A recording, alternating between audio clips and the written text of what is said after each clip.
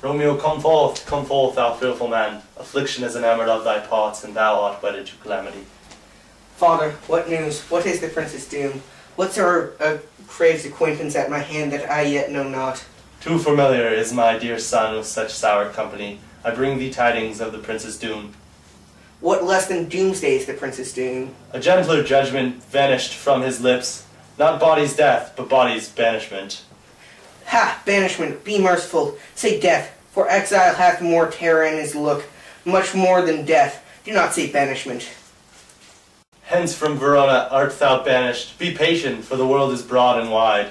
There is no world without Verona walls, but purgatory, torture, hell itself. Hence banished is banished from the world, and world's exile is death. Then banished is death mistermed, calling death banishment. Thou cuttest my head off with a golden axe, and smile upon the stroke that murders me. O deadly sin, O rude unthankfulness, thy fault our law calls death, but the kind prince, taking thy part, hath rushed aside the law, and turned that black word death to banishment. This is dear mercy, and thou seest it not? Torture and not mercy, heaven is here, where Juliet lives, and every cat and dog, and little mouse, every unworthy thing, live here in heaven, and may look on her. But Romeo may not? More validity, more honorable state, more courtship lives, and carrion flies than Romeo. They may seize on the white wonder of dear Juliet's hand, and seal immortal blessing from her lips, who even in pure and vestal modesty still blush, as thinking their own kiss is sin. But Romeo may not? He is banished. Flies may do this, but I from this must fly. They are free men, but I am banished.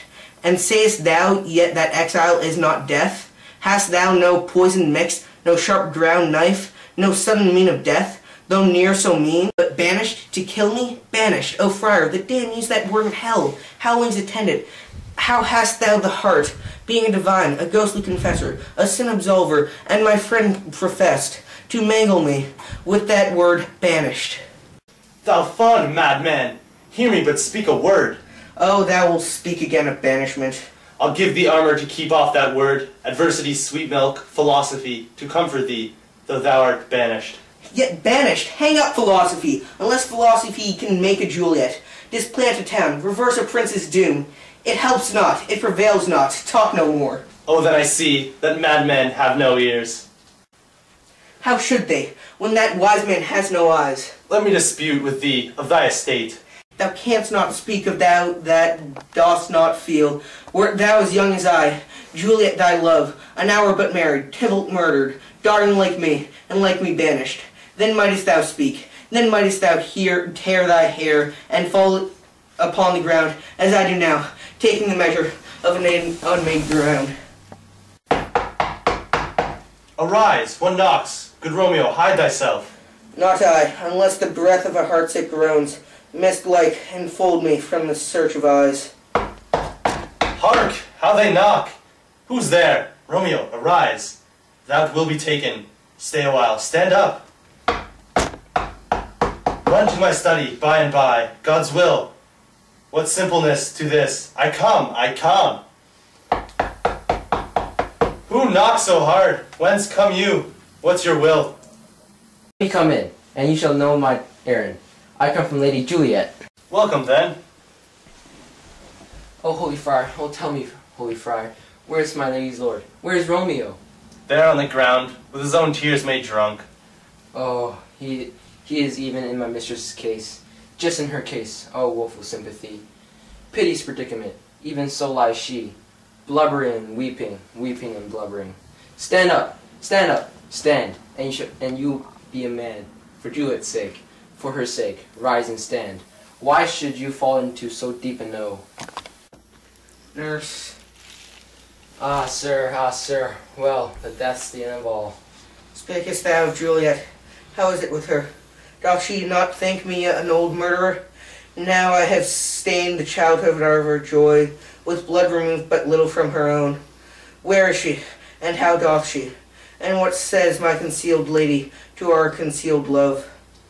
Oh, she says nothing, sir, but weeps and weeps, and now falls on her bed, and then starts up, and Tybalt calls, and then on Romeo cries, and then down falls again. As if that name, shot from the deadly level of a gun, did murder her, as that name's cursed hand murdered her kinsman.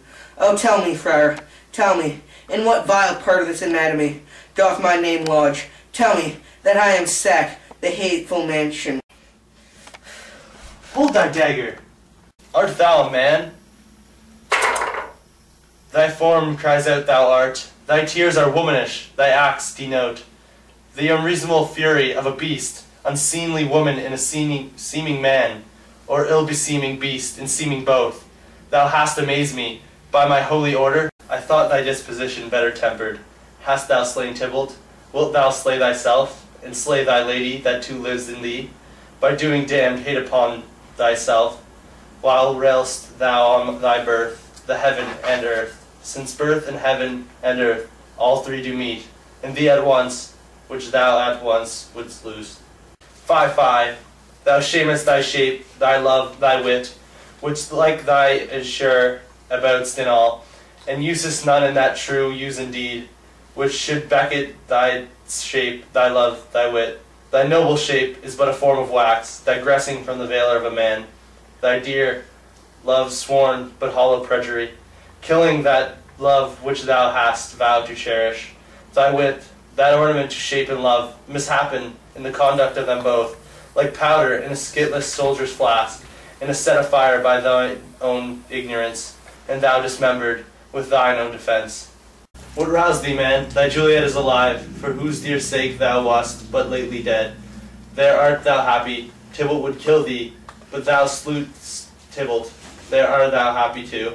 The law that threatened death become thy friend, and turns it to exile. There art thou be happy, a pack of blessings light upon thy back. Happiness courts thee in her best array, but like a misbehaved and swollen wench, thou pourest upon thy fortune and thy love. Take heed, for such die miserable. Go, get thee to thy love, as he decreed.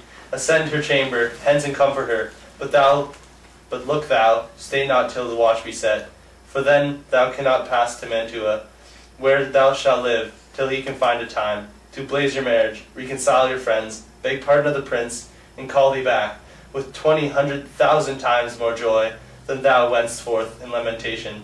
Go before, nurse, commend me to thy lady, and bid her hasten and all the house to bed, which with heavy sorrow makes them apt unto Romeo is coming.